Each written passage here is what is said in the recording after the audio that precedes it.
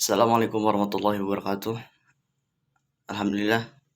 Pertama-tama marilah kita panjatkan puji dan syukur kehadirat Allah Subhanahu wa taala. Salawat beserta salam semoga selalu tercurahkan kepada orang yang paling mulia, orang yang paling istimewa, yaitu Nabi besar Muhammad sallallahu alaihi wasallam. Yang saya hormati yaitu dosen daripada pelajaran filsafat ilmu yang mudah-mudahan selalu disaatkan oleh Allah Subhanahu wa taala, serta teman-teman seperjuangan yang sama-sama dimuliakan oleh Allah Subhanahu wa taala. Baik, alhamdulillah pada kesempatan yang berbahagia ini insya Allah saya akan sedikit menyampaikan tentang filsafat, ilmu, dan agama. Baik itu dari segi persamaannya maupun dari segi perbedaannya. Persamaannya ilmu, perbedaannya ilmu dengan filsafat, persamaan dan perbedaan ilmu, filsafat dengan agama. Baik, pendahuluan. Terdapat beberapa pendekatan yang dipilih manusia untuk memahami, mengolah, dan menghayati dunia beserta isinya. Pendekatan tersebut adalah filsafat, ilmu, pengetahuan, agama, dan seni. Jadi ada banyak. Ada filsafat, ada ilmu, ada pengetahuan, ada agama, ada juga seni. Tidak terlepas daripada itu. Keempat pendekatan tersebut yang paling utama adalah sebagai jalan untuk menghampiri dan menemukan kebenaran dengan metode yang dimilikinya masing-masing. Tetapi dalam keempat daripada komponen tersebut, saya ingin menjelaskan 3 pendekatan saja, yaitu ilmu, filsafat, dan agama. Agak batuk-batuk sedikit. Baik, selanjutnya yang pertama langsung saja, yaitu ilmu ya. Yang pertama ilmu. Ilmu kata Deleuze, ilmu adalah rangkaian aktivitas manusia.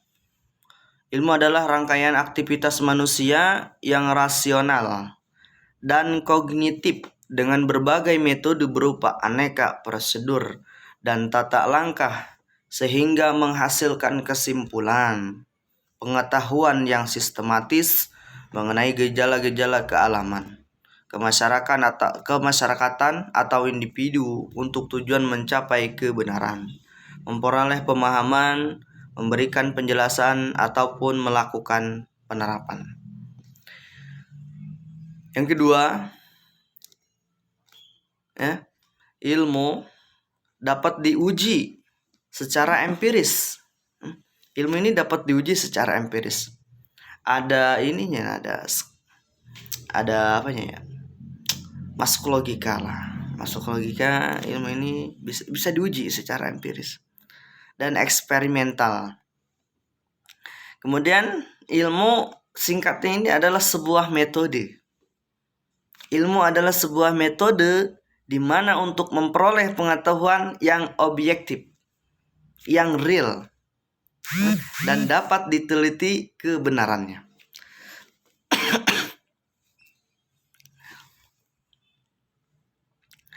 Sekarang selanjutnya filsafat. Tadi tentang ilmu, beberapa pengertian tentang ilmu. Sekarang yang kedua yaitu tentang filsafat. Jadi filsafat adalah ilmu yang istimewa yang mencoba menjawab masalah-masalah yang terjadi yang tidak dapat dijawab oleh ilmu pengetahuan biasa. Jadi ilmu filsafat ini ilmu yang istimewa, ilmu yang luar biasa. Hadir ilmu filsafat ini untuk menjawab sebuah pertanyaan-pertanyaan yang tidak bisa dijawab oleh ilmu-ilmu biasa, oleh pengetahuan-pengetahuan biasa. Kenapa alasannya? Karena memang masalah tersebut di luar jangkauan ilmu pengetahuan biasa. Alasannya karena di luar jangkauan ilmu pengetahuan biasa. Kemudian ada yang mengatakan juga bahwa filsafat adalah usaha memahami atau mengerti dunia dalam hal dan maknanya. Filsafat jangkauannya sangat luas dan mencakup secara keseluruhan sejauh yang dapat dijangkau oleh pikiran. Filsafat, belajar berpikir namanya juga. Kemudian filsafat menjawab pertanyaan-pertanyaan tentang asal mula dan sifat dasar alam semesta, tempat manusia hidup, serta apa yang merupakan tujuan hidup.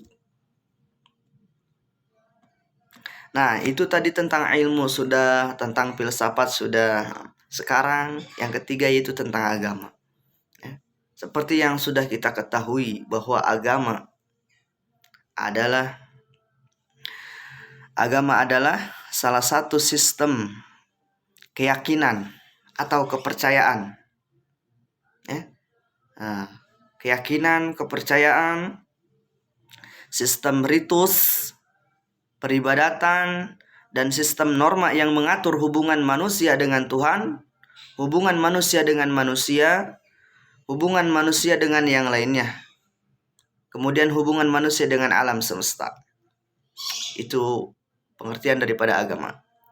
Agama suatu keyakinan, di mana yang mengatur hubungan manusia dengan Tuhan, manusia dengan masyarakat, manusia dengan alam semesta. Menurut Walance, tulisan Walance, menurut Walance, agama adalah satu perangkat ritual dirasionalisasikan oleh mitos-mitos untuk menggerakkan kekuatan supernatural dengan tujuan untuk memperoleh dan mencegah dan mengubah keadaan manusia dan alam. Adapun menurut Mukti Ali, agama adalah kepercayaan akan adanya Tuhan yang semesta. Agama adalah kepercayaan akan adanya Tuhan yang Maha Esa dan hukum yang diwahyukan kepada utusannya untuk kebahagiaan hidup manusia baik di dunia dan di akhirat. Itu menurut Mukti Ali. Nah, titik persamaan daripada ilmu, filsafat, dan agama. Yang pertama, ilmu, filsafat, dan agama sama-sama untuk menemukan dan menjelaskan kebenaran. Jadi persamaannya ilmu, filsafat, dan agama adalah sama-sama untuk menentukan atau menjelaskan suatu kebenaran. Itu persamaannya. Yang kedua, ilmu pengetahuan dengan metodenya sendiri mencari kebenaran tentang alam termasuk manusia di dalamnya. Cirinya pokoknya rasional. Ciri pokoknya yaitu rasional atau logis dan empiris. Adapun filsafat, filsafat mencari kebenaran dengan karakteristiknya sendiri untuk menjawab masalah di luar jangkauan ilmu pengetahuan rasional, radikal, dan spekulatif. Nah, adapun agama, persamaannya dengan yang ilmu dan filsafat, agama persamaannya dengan ciri khasnya sendiri, yaitu keyakinan untuk menjawab kebenaran tentang masalah yang asasi yang dipertanyakan manusia, baik tentang alam, manusia, dan Tuhan.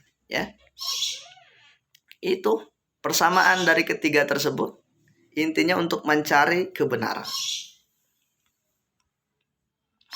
Adapun titik perbedaannya, yang pertama yaitu ilmu dan filsafat kedua hasil sumber yang sama, yaitu ra'yu, akal, budi, rasional atau manusia. Ilmu dan filsafat. Agama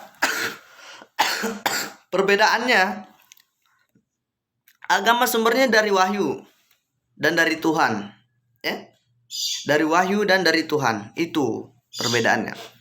Kalau ilmu dan filsafat sumbernya dari manusia, sumbernya dari akal, dari budi yang rasional. Kalau misalkan agama itu sumbernya daripada wahyu dan Tuhan. Kemudian ilmu, ilmu, pengetahuan mencari kebenaran dengan jalan penyelidikan, riset, pengalaman, empiris, dan percobaan eksperimen sebagai bantu ujian. Jadi kalau ilmu itu prosesnya, yang pertama riset, penelitian, yang kedua empiris, yaitu pengalaman, yang ketiga eksperimen, yaitu sebagai batu ujian, sebagai percobaan. Nah, kalau agama sebenarnya juga dalam pemahamannya menggunakan juga rasional, akal, dan budi, tetapi semua tunduk pada ketentuan dan ikatan wahyu secara mutlak. Ya. Jadi agama sebenarnya, pemahamannya menggunakan rasional juga, pasti akal juga, dan budi, tetapi semuanya tunduk pada ketentuan dan ikatan wahyu secara mutlak. Tunduk pada ikatan wahyu secara mutlak. Kemudian filsafat menghampiri kebenaran dengan petualangan intelektual secara radikal dan integrasi menyeluruh, tidak terikat oleh ikatan apapun kecuali oleh ikatan logika. Nah, itu adalah tentang filsafat, perbedaannya tentang filsafat. Nah, kemudian titik perbedaan yang lain, agama mencari kebenaran dengan kitab suci dan keimanan atas pertanyaan asasi tentang Tuhan, manusia, dan alam. Kebenaran filsafat dan ilmu pengetahuan bersifat relatif. Filsafat dan ilmu pengetahuan kebenarannya bersifat relatif. Nah, ilmu dan filsafat dimulai dengan sanksi, tidak percaya atau keraguan-raguan. Iya, seperti itu. Ilmu dan filsafat dimulai dengan sanksi dan tidak percaya atau keraguan-raguan. Itu awalnya tuh. Titik perbedaannya. Sedangkan agama dipandang sebagai kebenaran absolut. Jadi ilmu sama pengetahuan asalnya itu keraguan-raguan. Itu perbedaannya. Nah, sehingga dicari ilmunya baru datanglah kebenaran. Sedangkan agama itu kebenarannya absolut. Itu kebenaran mutlak, absolut, tidak bisa dikutak-atik. Kemudian agama dimulai dengan sikap percaya dan iman, yakin sebagai titik tolak keberangkatan. Walaupun penggunaan ra'yu atau akal konteksnya memperkuat wahyu dan keyakinan absolut. Agama itu absolut. Itu titik daripada perbedaannya. Nah, alhamdulillah pada kesempatan kali ini saya dapat belajar menyampaikan walaupun sedikit dan walaupun masih melihat ke sana kemari, tetapi mudah-mudahan ada manfaatnya. Yang benar asli nih datang daripada Allah Subhanahu wa taala, dan yang kurang atau yang kurang pas, yang apalagi yang salah itu datang daripada kebodohan saya sendiri. Saya mohon maaf kepada para hadirin yang sama-sama mengharap ridha Allah Subhanahu wa taala, kepada teman-teman, terutama kepada Pak dosen kita. Saya mohon maaf apabila ada kekeliruan, mohon diluruskan dan diberikan masukan. Saya mohon ampun juga kepada Allah Subhanahu wa taala. Mudah-mudahan ilmu kita ini semua bermanfaat, dapat diamalkan, dapat bermanfaat dunia maupun akhirat. Amin ya Allah ya rabbal alamin. Mungkin hanya itu yang dapat saya sampaikan, kurang lebihnya mohon maaf. Hadanallahu wa iyyakum ajmain. Wassalamualaikum warahmatullahi wabarakatuh.